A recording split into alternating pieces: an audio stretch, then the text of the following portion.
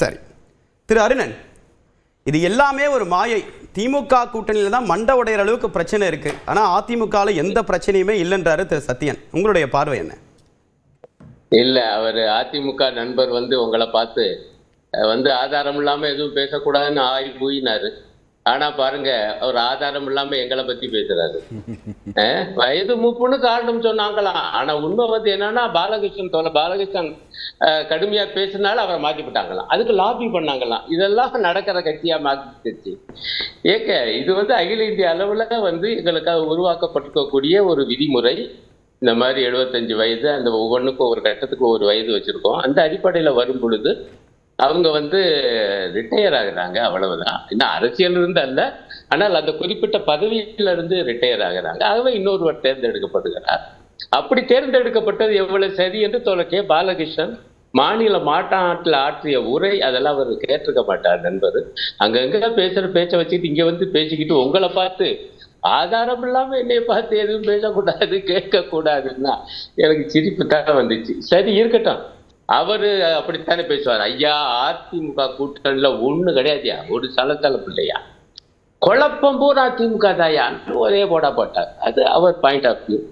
ஆனா மக்கள் பார்ப்பாங்கல்ல, இவ்வளவு குழப்பம் இருக்கிற திமுக கூட்டணியில திமுகவும் அவர் 3-4 கட்சிகளும் ஏற்கனவே ஒப்பந்தம் கையெழுத்து ஆயிடுச்சு.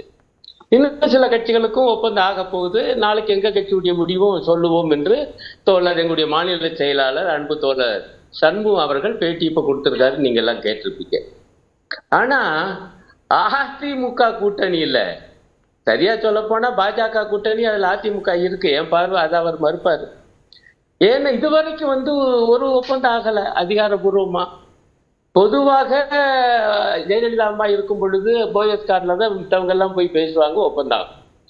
சரி, எடப்பாடியார் வீட்டு கூட வர வேணாம், அதிமுகவுக்கு என்று ஒரு அருமையான அலுவலகம் இருக்கு சென்னையில. அங்க இதுவரைக்கும் பேச்சுவார்த்தையே நடக்கல. டெல்லியில நடக்குது, பரவாயில்லையா, டெல்லியிலையும் நடக்கட்டும். ஆனா பாருங்க, டெல்லியில இதுவரைக்கும் நடந்துகிட்டே இருக்குது.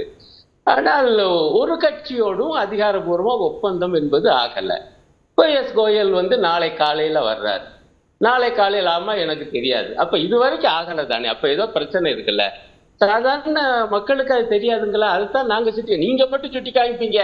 திமுக கூட்டணியில ஒரு குழப்பம், எப்படி எல்லாம் என்னென்ன வார்த்தையெல்லாம் போட்டாரு, நான் எதுவும் போடல. இல்ல, திரு சத்யன் என்ன சொல்றாருன்னா, 8 வருடமாக கொள்கை கூட்டணின்னு சொல்றீங்க, பல தேர்தலை சந்திச்சிருக்கீங்க, அங்கேயே நடக்கல.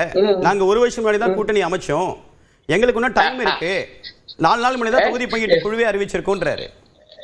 2021 இதே பாஜக அதிமுக கூட்டணி தாங்க இருந்துச்சு. நடுவுல சும்மா ஒரு ஊழல், எதுல, இந்த நாடாளுமன்ற தேர்தல். அப்பவும் கூட எடப்பாடியார் பாஜகவையோ அல்லது மோடி அரசையோ விமர்சனம் பண்ணி பேசல. நான் ஒவ்வொரு விவாதத்திலையும் அதை நான் சுட்டி காமிச்சிட்டே வந்திருக்கேன்.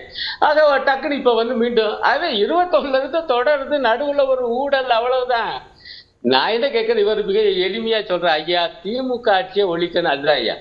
ஆனா நாங்க பாஜக என்பது இந்த நாட்டுக்கு எவ்வளவு பெரிய ஆபத்தான கட்சி, அது அண்ணாவுடைய கோட்பாடாகிய மத நல்லிணக்கத்துக்கு எதிரான கட்சி, அது அண்ணாவுடைய கோட்பாடாகிய மாநில சுயாட்சிக்கு எதிரான கட்சி, மாநில சுயாட்சிக்கு எதிரான கட்சி மட்டுமல்ல, மாநிலங்களுக்கே எதிரான கட்சி என்பதற்கு ஆதாரம் ஜம்மு காஷ்மீர் என்கிற மாநிலத்தையே ஒழிச்சு கட்டி அது 2 யூனியன் பிரதேசமாக உடைச்சு காமிச்சிருக்காங்க.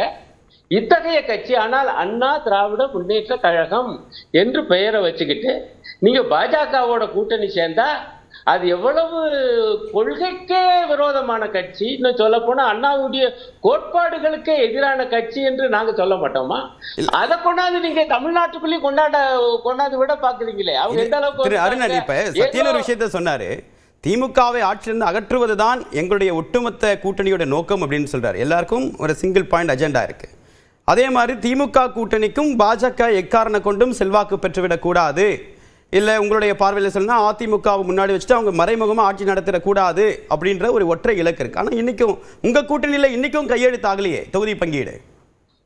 ஆமாங்க, நாங்க அக்கா இந்த இலக்கு என்பதை நாங்க கைவிடலையே.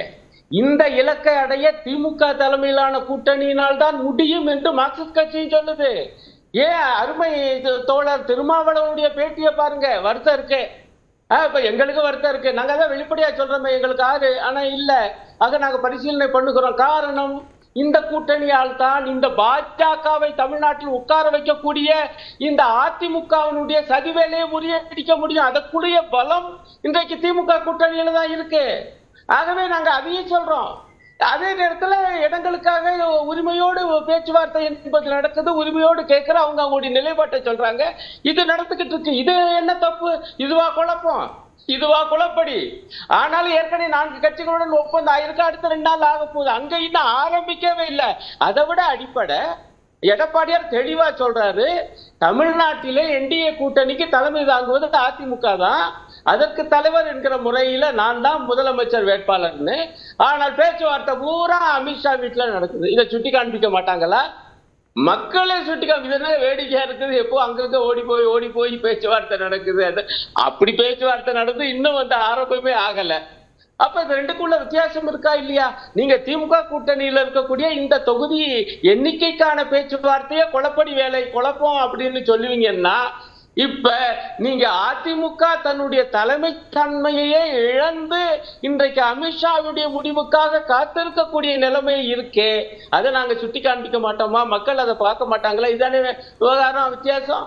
ஆகவே இந்த வித்தியாசம் மிக தெளிவா தெரியும். நண்பர் கோவை சத்யன் வேணா அதை மறுத்து கொண்டு இருக்கலாம். பட் விஷயத்தை நான் என்னோட ஒரு நிமிஷம் அவர் பேசி முடிச்சுட்டு நீங்க பேசும்போது அமைதியா இருந்தாரு.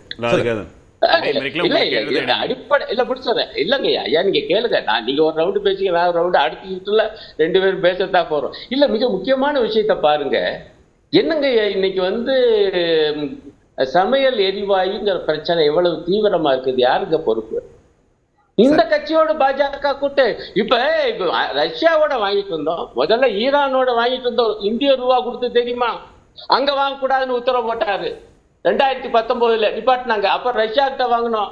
ரஷ்யா சலுகை விலையில தந்துச்சு. இப்ப என்ன சொன்னா, ரஷ்யா கிட்ட வாங்காத. இப்ப கடைசியில என்ன ஆகி போச்சுன்னா, 2 பக்கமும் இல்லாத நிலைமை. போனா போகுது, 1 மாசம் வாங்கிக்கன்னு அவங்க சொல்றாங்க. இவர் கேட்கிறாரு. அப்புறம் இந்தியா பாகிஸ்தான் யுத்தத்தை நாங்க தான் நிப்பாட்டணும். ட்ரம்ப் இது வரைக்கும் 100 தடவைக்கு மேல தலைப்புக்கு வந்துருங்க. இல்ல முடிச்சது. எவ்வளவு ஒரு மோசமான ஒரு கட்சியை ஆக பாஜகவுக்கு எவ்வளவு மோசமான ஆட்சியை மோடி நடத்தி கொண்டிருக்கிறார். இந்த பாஜகவோட கூட்டணி வைத்துக்கொண்டு அதிமுக தமிழ்நாடு மக்களை சந்திக்க வருவது என்பது மிகப்பெரிய தேவையற்ற சுமையை தோளில் சுமந்து கொண்டு வருகிறது அதிமுக. அது மட்டுமல்ல, அத்தகைய பாஜகவை, மதவெறி பாஜகவை, மனுவாத மதவெறி பாஜகவை தமிழ்நாட்டிலும் ஏதேனும் ஒரு வகையிலே ஆட்சி படத்திலே உட்கார்வதற்கு இவர்கள் உறுதுணையாக இருக்க போகிறார்கள். அதற்கு அவர்கள் கூச்சப்படவில்லை. ஆகவே இந்த கூட்டணியை வீழ்த்துவதிலே நாங்கள் மிக மிக உறுதியாக இருக்கிறோம். சரி திரு சுப்பிரமணியன், இப்போ டெல்லிக்கு போய் தொடர் பயணம் மேற்கொள்கிறாங்க தலைவர்கள். கூட்டணி பேச்சுவார்த்தை இன்னும் தொகுதி பங்கீடு அப்படின்றது தொடங்கவே இல்லை அதிகாரப்பூர்வமாக. என்ன சிக்கல்? பாஜக கடந்த முறை ரொம்ப எளிதாக 23 தொகுதிக்கு செட்டில் ஆயிட்டாங்க. இப்போ என்ன சிக்கல்? டிடிவி தினகரன் அங்கே பேச்சுவார்த்தை மேற்கொள்வதற்கான காரணம் என்ன?